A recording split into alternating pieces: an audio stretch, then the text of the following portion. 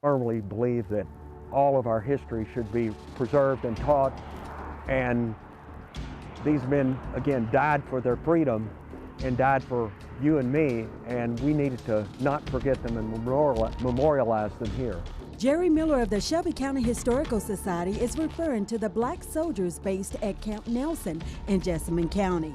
The free slaves turned soldiers were killed in Simpsonville on January the 25th, 1865.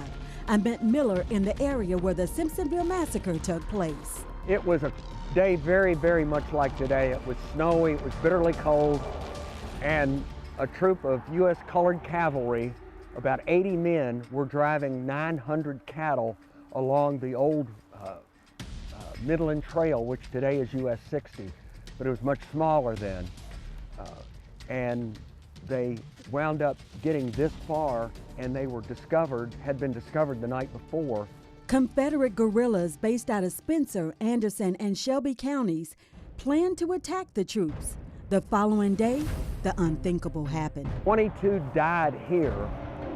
22 died on the spot, and they're memorialized right here. There were about maybe 8 other men wounded, and they would have been taken to the U.S. hospital in Jeffersonville, Indiana. Miller says 4 died of their wounds, and they were buried in a cemetery in Jeffersonville. Some of the survivors later became Buffalo Soldiers. Those killed in Simpsonville were buried by the townspeople. In the afternoon, after the guerrillas left, the townspeople came out, gathered up the dead that they could find, and buried them in a mass grave. Then they lost their light, so they had to come back the next day.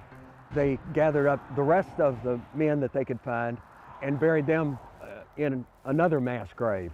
The burial ground became a cemetery. Just south of where we are, 300 yards south of where we are, was an African American cemetery that was created after the Civil War.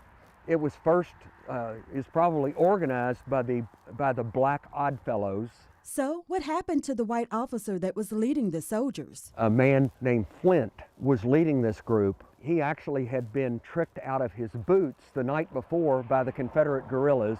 When the herd got this far, he went to the dry goods store in Simpsonville to buy boots. And that's where he was when the guerrillas hit his men. And he did not come to their aid. Since the cavalry was created in September of 1864, the soldiers did not have a lot of battle experience. There's no documentation any guerrillas were wounded. The debate continues today. Was this a massacre, which means they were unable to fight back, or a gun battle? Interesting you should say that. After we set up this monument, and if you look at the monument, it has horrible massacre in quotes. That quote was actually from a newspaper in that period, so it was a contemporary account. There are several reports that were collected over the first 50 years after the event that indicated that they got off one shot. One shot could have been a one volley, it could have been just one man, we don't know. These men fought and died for their country, for their freedom. For Moments That Matter, I'm Shirlene Shanklin for WHAS 11 News on your side.